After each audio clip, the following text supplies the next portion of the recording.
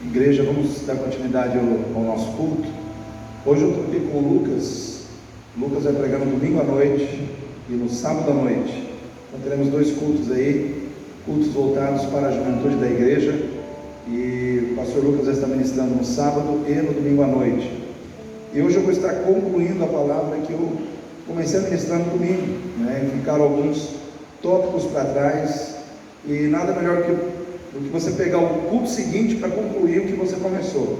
Porque se eu comecei a pregar algo no domingo à noite, e aí eu demoro muito tempo, aquele tema parece que ele vai se diluindo na mente das pessoas, E, queridos, vamos lá, Filipenses capítulo 2, Filipenses capítulo 2, versículo 3 em diante.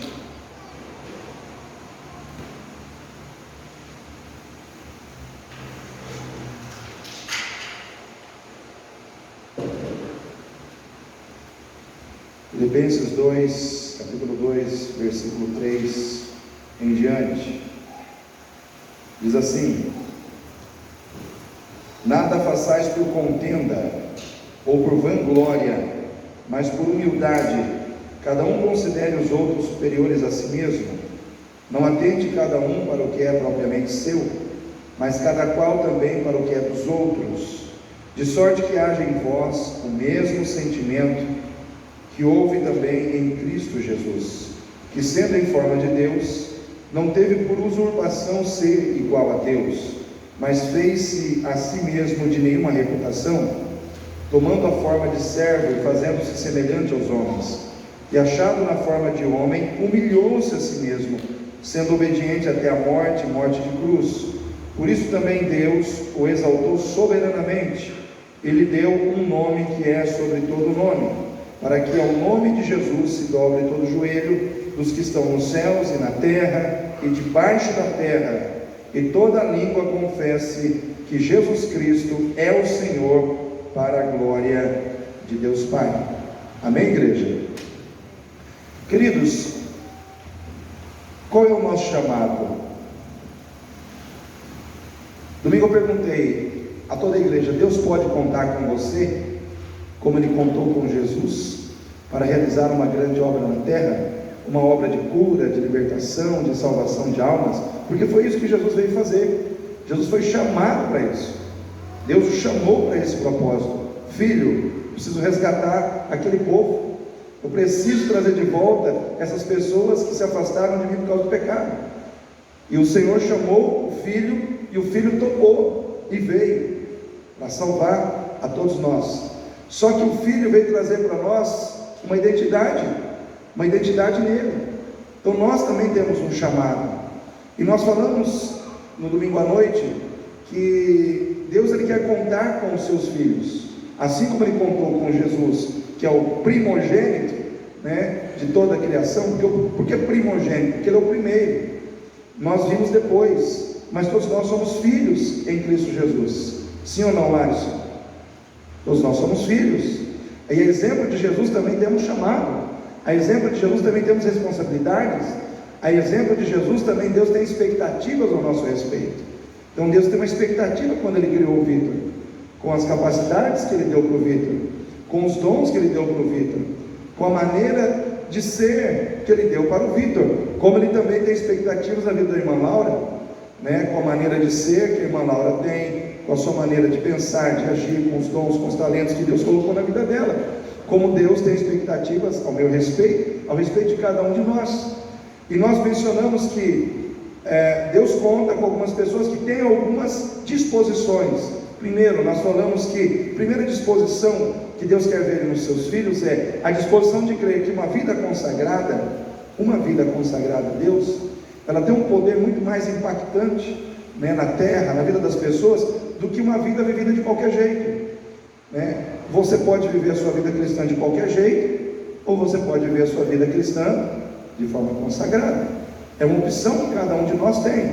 Só que o texto nos mostra que quem se consagra a Deus tem um retorno diferente daquele que vive de qualquer jeito, Então Jesus representa aquele que viveu uma vida inteiramente consagrada ao Pai. Por isso ele se tornou referencial de vida para todos à sua volta, para nós que estamos aqui hoje. Por isso ele se tornou exemplo a ser seguido. Por isso ele se tornou o alvo para o qual nós temos que caminhar. Por isso Jesus foi honrado pelo Pai. Então uma vida consagrada, ela se torna referencial, ela se torna exemplo, ela se torna alvo, ela se torna, vamos dizer assim, uma vida que vai ser honrada por Deus. E uma vida vivida de qualquer jeito é uma vida que em alguns momentos vai perder a humildade, vai se entregar à arrogância, vai se entregar ao egoísmo, vai muitas vezes buscar os seus próprios interesses ao invés de buscar os interesses de Deus. Uma vida vivida de qualquer jeito é uma vida que muitas vezes será corrigida por Deus, porque está caminhando numa direção errada, porque está fazendo aquilo que não convém fazer. Então essa carta, se você for estudar essa carta, ela foi escrita para uma igreja onde havia um conflito muito grande, que se gerou em torno de duas mulheres, Evódia e Síntique, duas irmãs que brigaram. E aí o que acontece? Porque elas se desentenderam, muitas pessoas também se desentenderam em função de partidarismos, e muitas vezes isso acontece dentro da igreja. Eu sempre digo, quando você toca na vida de alguém dentro da igreja, quando você despreza uma pessoa, você não toca somente na vida daquela pessoa, você toca na vida de todo mundo que gosta daquela pessoa. Eu toco na vida do Larson, automaticamente toco na vida da Débora. Sim ou não, Débora? Você se dói ou não se dói pelo seu marido?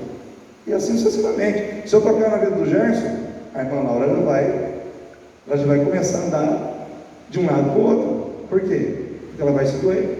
E assim acontece nos nossos relacionamentos, né? Havia ali então a manifestação de contenda, de discórdia, de falta de humildade. E o apóstolo Paulo, usado por Deus, vem com aquela palavra de correção, dizendo: olha, gente, nada façais por contenda. Vocês estão muito contenciosos, né? Vocês estão brigando, né? Vocês estão vivendo de qualquer jeito a vida cristã, e aí vocês estão se tornando briguentos, contenciosos, arrogantes, orgulhosos.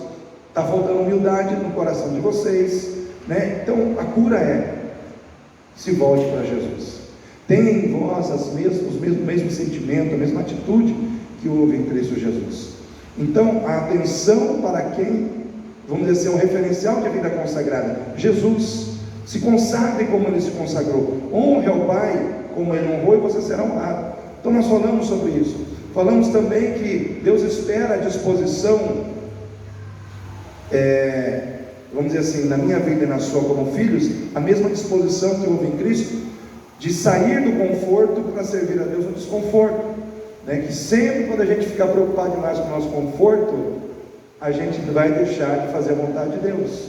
E hoje em dia nós estamos vivendo um cristianismo onde as pessoas estão pensando demais no seu conforto, um cristianismo onde a gente serve a Deus, vamos dizer assim, com o mínimo de sacrifício possível, né? Então o que está acontecendo? Nós temos um cristianismo hoje muito mais centrado no homem do que em Deus. E por que a gente vê então a igreja muitas vezes vazia? Exatamente por causa disso, porque as pessoas estão muito mais preocupadas com seus interesses do que com os interesses de Deus. E quando a igreja está muito centrada no homem, os interesses de Deus ficam em segundo plano. Então o evangelismo, né, a questão dos ministérios, a questão de buscar salvar almas para Jesus, é uma coisa que muitas pessoas não estão praticando, né, não estão desenvolvendo na sua vida. Quando o pastor Geraldo esteve aqui nesses dias, nós fomos também visitar um casal da Assembleia de Deus, o pastor da Assembleia de Deus e a esposa. E o pastor Geraldo chegou no pastor da Assembleia, eu fiquei até assim, né? Ele chegou no pastor da Assembleia e falou assim: quantas almas você ganhou para Jesus esse ano? O pastor da Assembleia ficou pensando, falou: nenhuma, né? Pois é, assim nós estamos vivendo. Nós não estamos preocupados em trazer as almas para Jesus, porque estamos preocupados demais com os nossos interesses. Então, Ele foi muito direto. Eu fiquei ali até constrangido naquela situação, mas Deus sabe o que faz, né? Deus usa cada um da maneira como tem que usar. Mas você fica pensando, quantas almas eu ganhei para Jesus em 2021? Quantas vidas eu levei a Cristo? Quantas pessoas eu tive a oportunidade de pregar o Evangelho e elas disseram sim ao Senhor Jesus, porque eu me preocupei com a salvação delas. Então são coisas que a gente tem que parar para pensar. Às vezes o conforto está acima do servir a Deus. Jesus, quando ele foi para a cruz, ele não pensou em conforto, ele pensou na minha salvação e na sua. Ainda que fosse doer, ainda que fosse necessário derramar sangue, mas ele estava lá. Ele abriu mão do conforto do céu para servir a Deus aqui na terra. Jesus poderia ter ficado no céu, sim ou não, irmãos? Poderia ter ficado lá, tranquilo? Poderia, mas por amor ele desceu. Por amor ele desceu do seu pedestal, do seu céu, para servir a Deus aqui na terra por um motivo de amor. Então nós precisamos descer dos nossos pedestais, dos nossos céus particulares, para servir, né? Abrir mão do nosso conforto.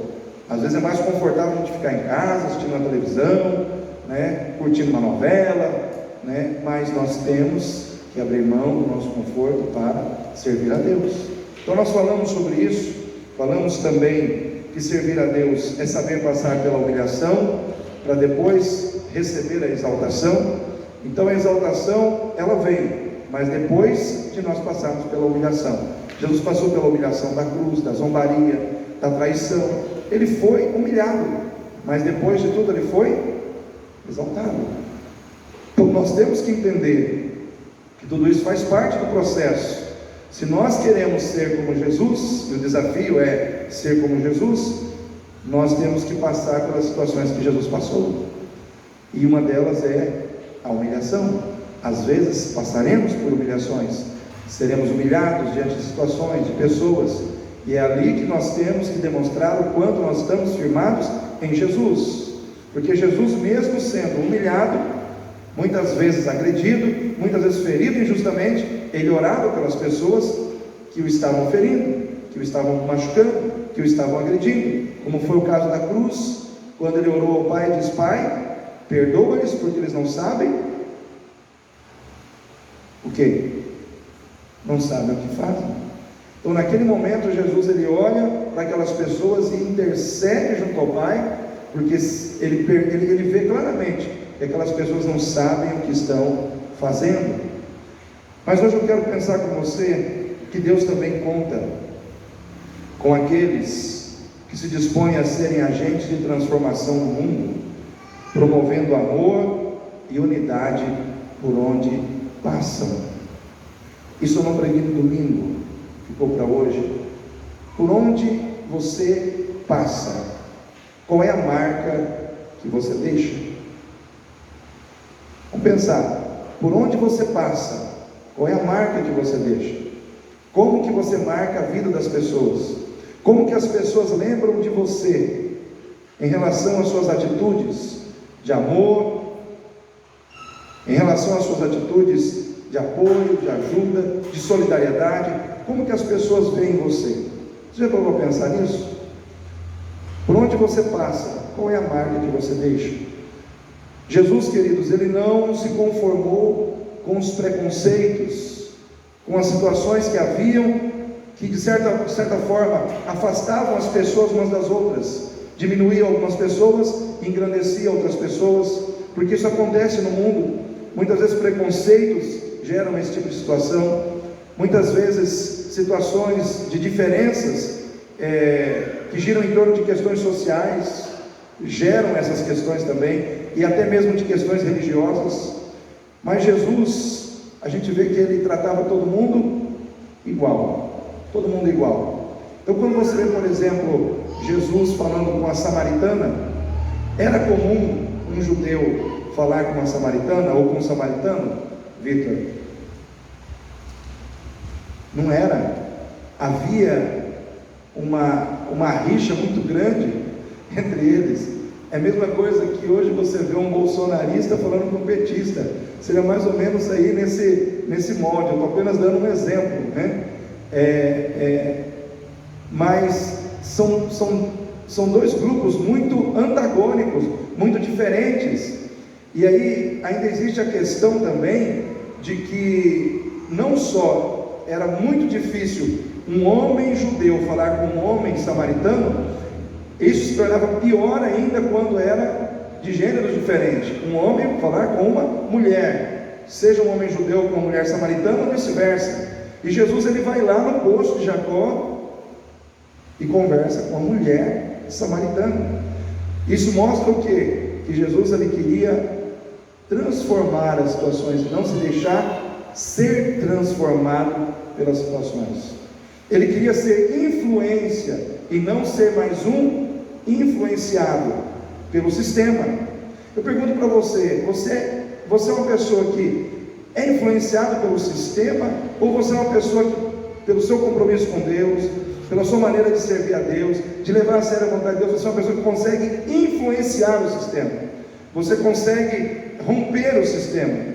Porque, irmãos, havia uma cultura ali, uma cultura de ódio, uma cultura de desprezo, uma cultura de rejeição, e Jesus diz: essa cultura faz parte do sistema, mas não faz parte da minha vida.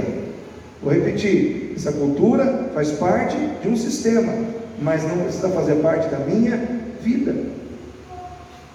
Nós temos que entender que a nossa vida, ela não precisa ser moldada pelo sistema, ela tem que ser moldada pela vontade de Deus. E Jesus, ele vai ali ao encontro daquela mulher samaritana, conversa com ela, quebra as barreiras e começa a mostrar que eles estavam dispostos a mudar o mundo, levando amor e unidade entre os diferentes. Essa palavra diferente, diversidade, pluralidade, não está muito comum nos dias de hoje, irmãos? O que quer dizer pluralidade, diversidade, diferença? São termos usados para mostrar exatamente isso, que as pessoas elas são muito diferentes e divergentes nos dias de hoje, mas isso não impede que elas possam caminhar juntas em amor, porque aonde tem amor, as diferenças elas não se tornam problemas, elas se tornam apenas características, para que as pessoas possam se completar, para que as pessoas possam se ajudar. Amém, Vitor? Individualismo é diferente de individualidade. Individualismo é aquilo que exalta o ser humano, é aquela pessoa que ela quer resolver tudo sozinho. O individualismo ele tem a sua base no ego, no egoísmo, no desejo de querer ser visto sem se preocupar com os outros. A individualidade não. A individualidade é você reconhecer que as diferenças existem para que elas sejam somadas e usadas na cooperação para que todos possam ganhar. Então nós precisamos entender que Jesus, ele buscava o quê? O amor e a unidade. Ele atendeu uma mulher que tinha uma filha possessa na cidade de Sidom, e essa mulher, irmãos, a mulher cananeia, ela chega diante de Jesus, ela pede ali a ajuda de Jesus, e Jesus fala daquela passagem dos cachorrinhos, né? Que ele não veio senão as ovelhas da casa de Israel, e que não é lícito, não é justo dar o pão dos filhos aos cachorrinhos, porque havia um termo naquela época, que a palavra cachorrinho, ela era usada de forma, vamos dizer assim, para diferenciar outros povos dos judeus, mas não era um termo ofensivo, né? Era um termo apenas para destacar essa situação, era um termo que era usado, e Jesus usou esse termo para mostrar para os seus discípulos, que aquela mulher mesmo sendo tratada dessa forma, ela tinha capacidade de continuar firme na presença de Deus, ela tinha capacidade de continuar exercendo fé, e de não sair da presença do Senhor, apesar dessas diferenças, que muitas vezes nos diminuem, né? Nos diminuem. Por exemplo, se eu chamar o Lucas de cachorrinho, você não vai gostar, né, Lucas? Da mesma maneira que alguém me chamar de cachorrão, olhando para o tamanho, né? Vamos dizer assim, são termos, não é legal esse palavreado, né? Mas às vezes são situações que existem. Só que Jesus, ele olha para aquela mulher e diz: nem em Israel encontrei tamanha fé. Vai, porque a tua filha já está curado. Então naquele momento Jesus mostra que ele está ali para atender todo mundo, para atender judeus, romanos, cananeus, samaritanos e o centurião, que vai lá pedir pelo seu servo. E Jesus fala: eu vou. Ele disse: Senhor, mas eu não sou digno que o Senhor entre debaixo do meu teto, diz uma só palavra e o meu servo será curado, porque eu sou autoridade, eu comando exército, legiões, soldados, eu mando, ele vai e faz. Ele reconhecia que Jesus tinha uma autoridade para mandar e as coisas acontecerem. E Jesus disse: seja feito assim como a sua fé, como você crê, como a sua fé determina. E aquele homem saiu da presença de Deus e foi para sua casa e encontrou lá o seu servo curado. Então Jesus, ele procurava atrair a todos e mostrar que todos têm valor. Então por onde Jesus passava, havia a marca do amor, havia ali a marca, irmãos, da solidariedade, da ajuda. Jesus, ele impactava o ambiente com amor e unidade. Aonde ele estava, ele procurava aproximar as pessoas, quebrar as diferenças, destruir, irmãos, os preconceitos, aquilo que era discriminatório. Jesus, ele trabalhava para que isso caísse por terra. Então você vê que as criancinhas ele atendeu, as crianças não chegavam perto dos religiosos: deixai vir a mim as criancinhas, os leprosos, a mulher adúltera, enfim, quantas pessoas Jesus trouxe para perto dele. Pessoas se sentiram valorizadas, amadas. O Zaqueu, que tinha fama de ser corrupto, mas não dá nem para afirmar que ele era realmente, porque ele diz: se eu defraudei alguém, devolverei quadruplicadamente. Mas não afirma categoricamente que ele era ladrão. Mas a fama que os publicanos tinham, que eram cobradores de impostos, era essa. Mas não dá para dizer que Zaqueu realmente era um ladrão. Mas ele diz: se eu peguei, quadruplicadamente devolverei. Jesus olhou para aquele homem com amor, enquanto todo mundo desprezava ou rejeitava. Então Jesus, onde ele passava, ele promovia essa unidade. E hoje, irmãos, hoje nós vivemos uma sociedade fragmentada. Você não consegue perceber hoje que existe uma fragmentação na sociedade? Parece que cada dia mais as pessoas estão se fechando em pequenos grupos. O grupo que defende a causa A, do grupo que defende a causa B, do outro grupo que defende a causa C. Hoje existe o grupo do feminismo, existe o grupo antirracismo, existe o grupo da esquerda, ou da direita, ou do centro, ou no LGBTQI+, e por aí, não sei quantas letras que tem mais, que já não sei, é tanta letra que vai surgindo. É tantos grupos, e tantos grupos, e tantos grupos, e tantos grupos. Então hoje, ao contrário. Sabe qual é a estratégia de Satanás? Enquanto a estratégia de Deus é unir, criar unidade, aproximar para governar em amor, a estratégia de Satanás é dividir e fragmentar para gerar ódio. Tem pessoas que se odeiam só porque são de grupos diferentes. Sim ou não, irmãos?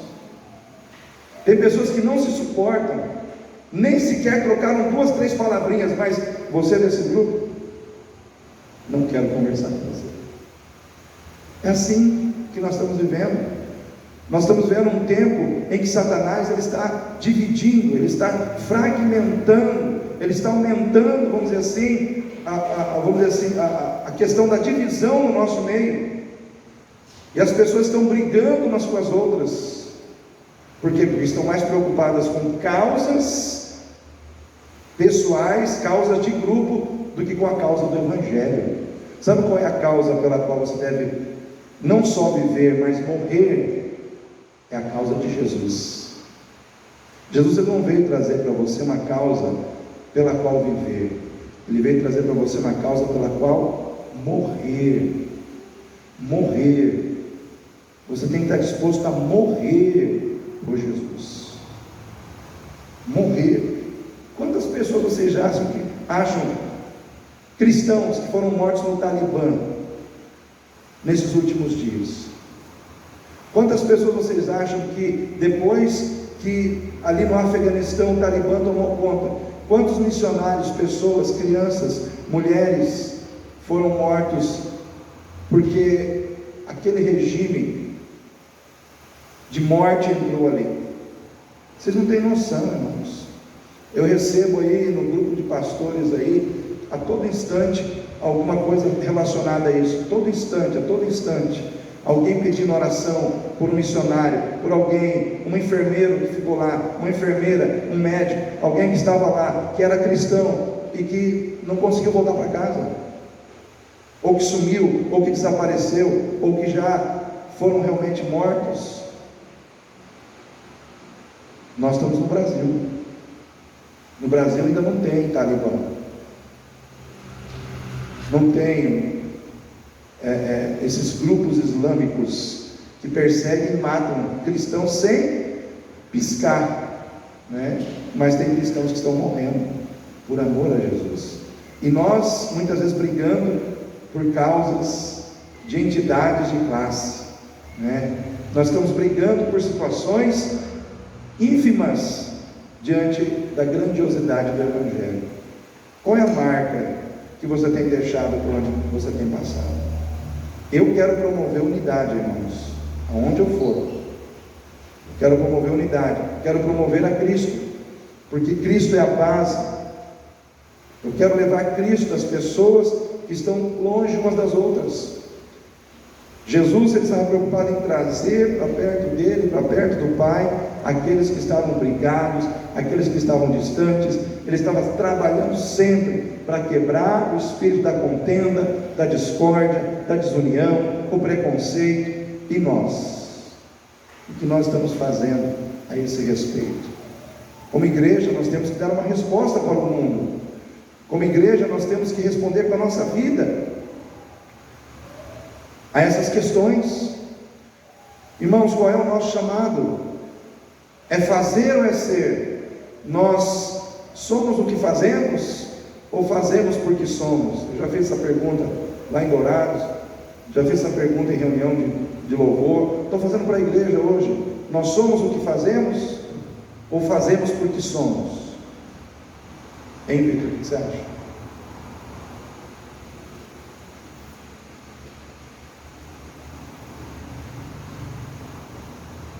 Se não sabe, não tem problema. Fazemos porque somos. Porque o que somos vem antes do que o que nós fazemos. Sempre será assim. O que Jesus diz? Pelos frutos os conhecereis.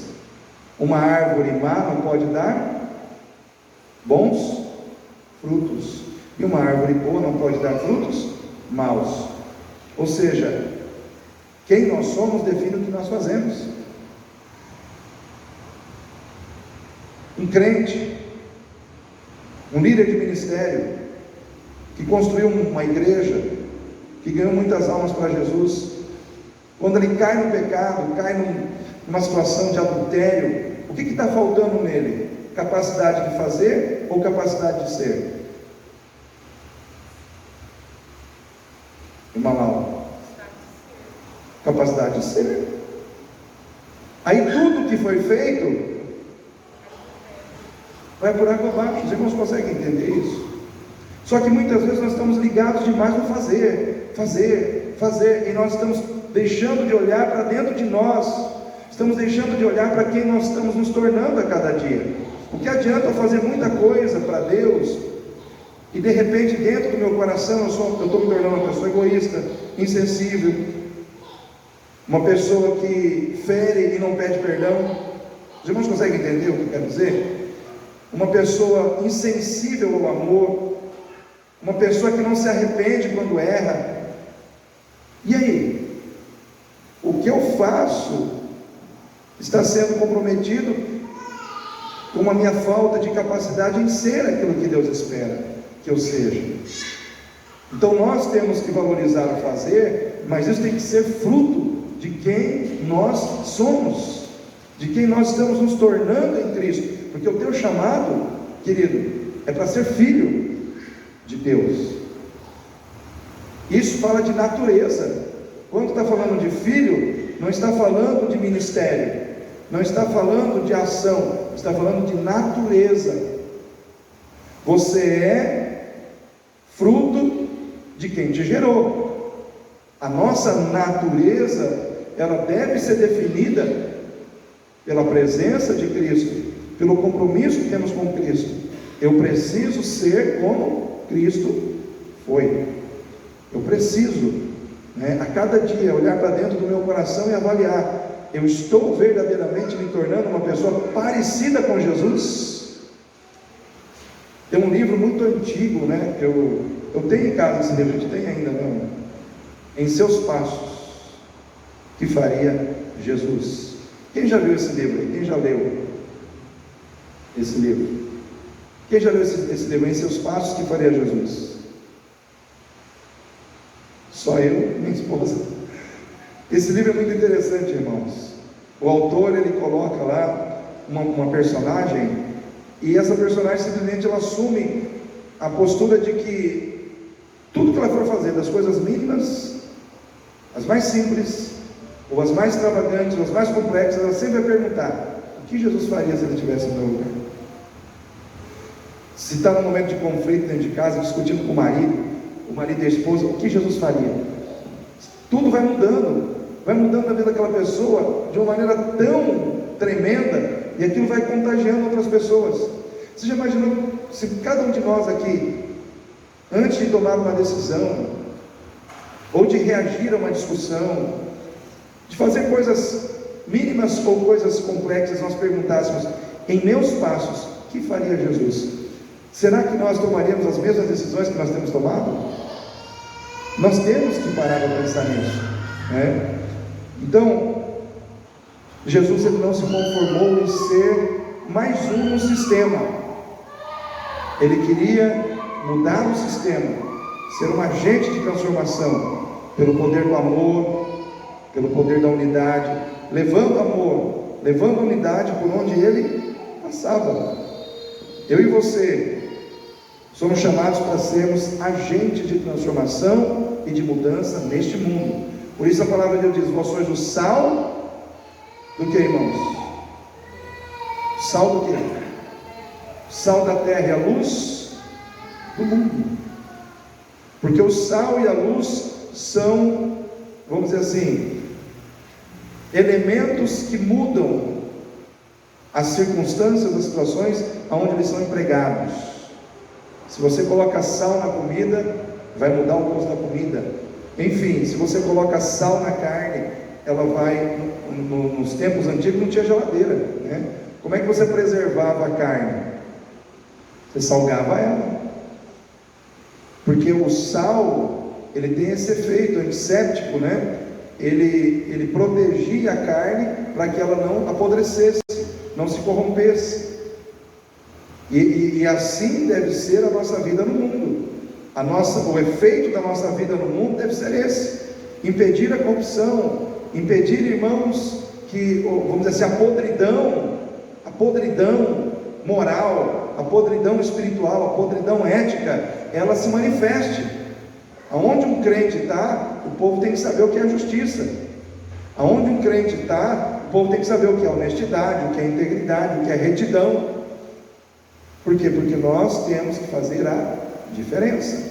A luz, aonde tem luz, tudo fica mais claro, as coisas são mais facilmente encontradas, não há tropeços,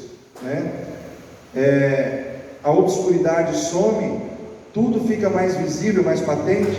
Então nós temos que levar luz aonde nós estamos. Nós temos que tornar claro as coisas do reino de Deus para as pessoas, porque as pessoas, elas estão nas trevas em relação à graça.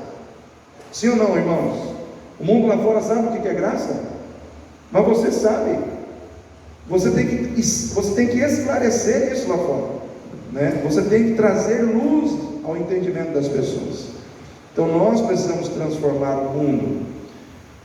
Irmãos, precisamos transformar o mundo, a exemplo de Jesus. Jesus também, ele agiu com empatia. O que é empatia? É você se colocar no lugar do outro. Então, quando a Bíblia diz que Ele veio, Ele se tornou como nós, se fez homem, a Bíblia está dizendo que Ele foi empático, que Ele se tornou um de nós, em essência, se tornou um ser humano como nós. Ele estava no céu, imortal, inatentável, intocável, e aí Ele se torna humano, Ele se torna mortal, tentável e tocável. Você entendeu o que é isso? Ele estava no céu, uma condição totalmente diferente da nossa, mas Ele se fez um de nós, Ele se fez um conosco. Por isso que a Bíblia diz que Ele é Emanuel.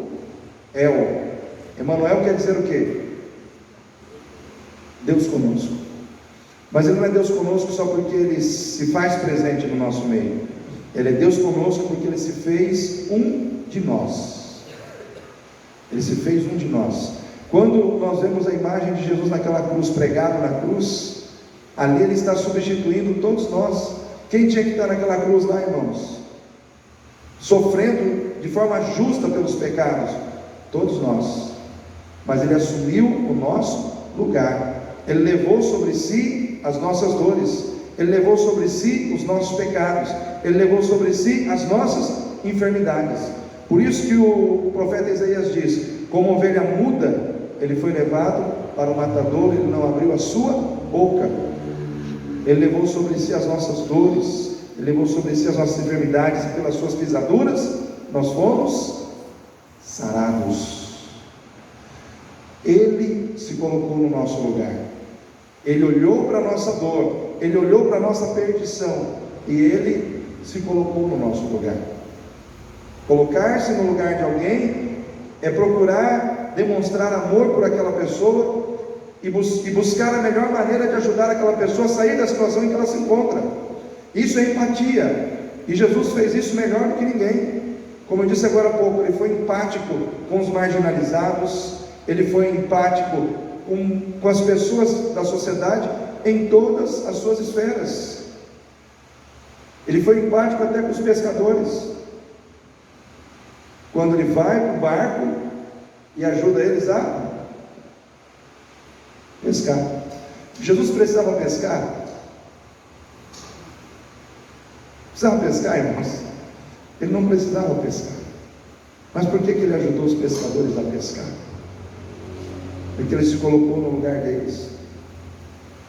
Ele não precisava, mas eles precisavam. Então Ele foi lá ajudar os pescadores a pegar peixe. Muitas vezes ser empático é isso. Às vezes aquilo que não é importante para você, você não precisa, mas o outro precisa, você vai lá ajudar. Isso é empatia. É você se colocar no lugar do outro para ajudá-lo a conquistar algo que para ele é importante. Sabe aquela atitude solidária de você entrar na causa do outro e dizer: olha, eu vou te ajudar a resolver isso, você não vai resolver isso sozinho, estou aqui para somar com você. Isso é empatia. Isso é empatia. Jesus foi empático com os pescadores. Jesus foi empático, irmãos, com a mulher samaritana e com a mulher adúltera. E aí eu digo assim, que ser empático nesses dois exemplos é você ajudar, se colocar ao lado da pessoa, mesmo que a pessoa esteja vivendo situações de erro e de falha, porque ser empático não é concordar com os erros da pessoa, mas entender que aquela pessoa precisa de ajuda para depois ter a oportunidade de ajudar aquela pessoa a se corrigir. Porque se você olhar para Jesus, aí eu pego novamente o diálogo da mulher samaritana, ele vai falar, ele vai ali e se coloca com ela na mesma situação em que ela se encontra, que é diante de um poço para buscar água, ou seja, empatia. Ele cria um ambiente de empatia. Vamos fazer as mesmas coisas juntos, vamos tirar água do poço. Só que daqui a pouco ele fala assim: é o seguinte, você teve 5 maridos, e o que você tem agora não é teu marido. O que Jesus fez? Ele tocou em áreas delicadas da vida daquela mulher. Ele tocou em áreas delicadas da vida dela. Só que para tocar nessas áreas delicadas, primeiro Ele criou um ambiente de empatia. Às vezes nós queremos tocar nas coisas delicadas das pessoas sem sermos empáticos primeiro. A gente quer chegar já falando do defeito do outro, da falha do outro, sem primeiro ajudar. Jesus primeiro ajudou, depois ele corrigiu. Foi assim com a mulher adúltera. Mulher, cadê os seus apedrejadores? Senhor, eles foram embora. Eu também não te condeno. Só que ele diz: vai e não peques mais.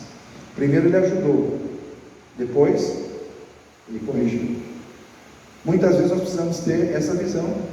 Às vezes Deus vai te colocar do lado de alguém que às vezes está errando na vida, você precisa ajudar aquela pessoa, e a tua capacidade de agir em amor, ajudando aquela pessoa, lá na frente vai te dar a oportunidade de você ajudar aquela pessoa a mudar de postura, a mudar de comportamento, a mudar de visão. Mas para isso você precisa ser empático, você tem que se colocar no lugar do outro. Como igreja nós temos que fazer isso, amém, irmãos? Como igreja nós temos que fazer isso. Você se coloca no lugar do seu irmão, que muitas vezes está com você no teu ministério, no mesmo ministério com você, ou você só olha para os erros, para as falhas?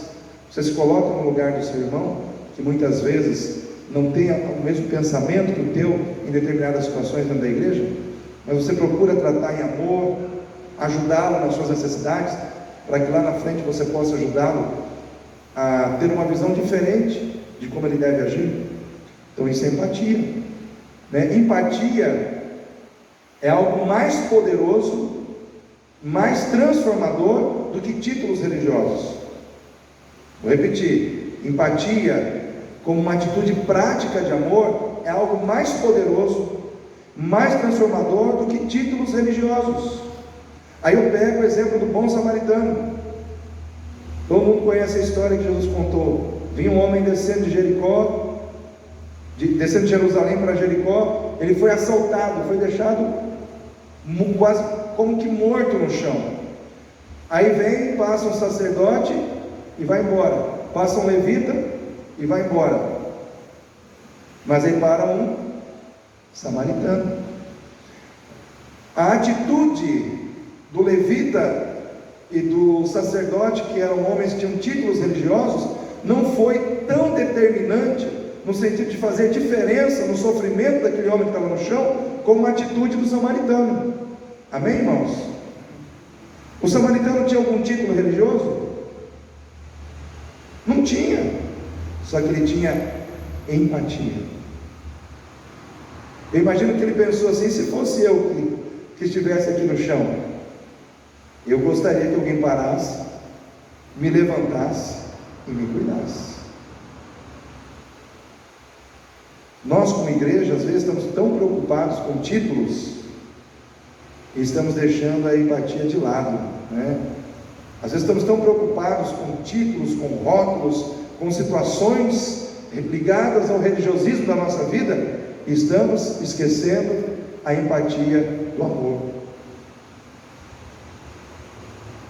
Como igreja, nós somos deixados no mundo para fazer a diferença pelos títulos espirituais que nós temos, ou pela nossa atitude de sermos empáticos em amor com as pessoas?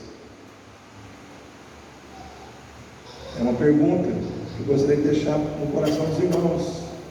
Segundo, se aquele homem que foi assistido ali, levado pelo samaritano até a estalagem, cuidado com todo carinho, porque o samaritano pegou, colocou ele na sua cavalcadura, passou óleo nas suas feridas, levou ele na estalagem, colocou, acomodou ele num quarto, pagou as despesas. Se aquele homem tivesse que se converter a uma religião, ele se converteria à religião do levita, do sacerdote ou do samaritano?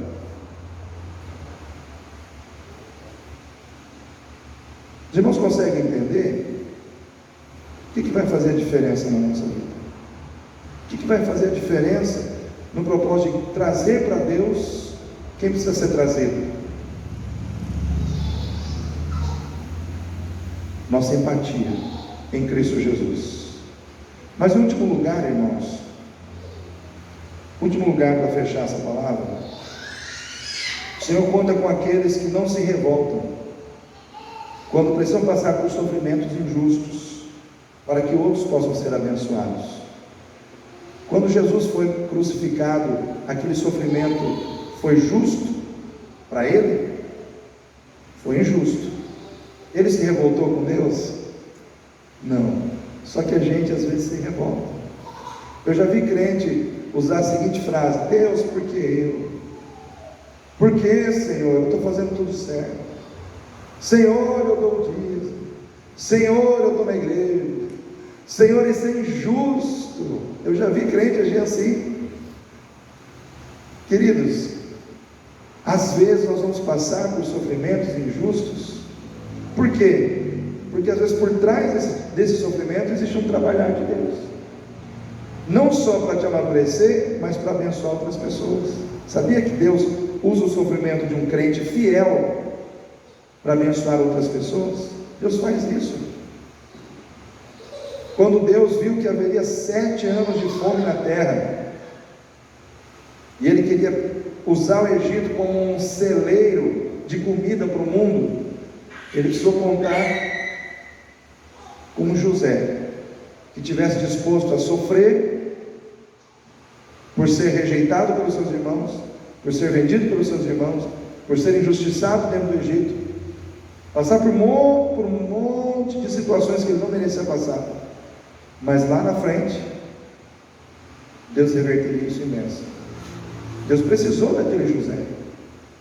Deus precisou que aquele José sofresse, passasse por todas essas experiências que ele não merecia passar, mas havia um plano de bênção por trás daquele sofrimento. Amém, igreja? Eu quero colocar isso na sua cabeça. Talvez exista um plano, talvez não, tira esse talvez. Existe um plano de bênção por trás do seu sofrimento. Existe, irmão. Existe, em nome de Jesus. Você não está sofrendo à toa. Deus tem algo bom aí. Quando Deus queria, através do rei Dário, proclamar a todas as nações que Ele é o Deus Todo-Poderoso, só Ele é Deus, Ele precisou que um Daniel fosse para a cova dos leões, sem merecer. E aquele homem passou a noite inteira ali, irmãos, com aquele fungado de leão na nuca, com aquele fungado de leão no cangote, mas nada aconteceu com Daniel. Nada aconteceu, mas o sofrimento foi necessário.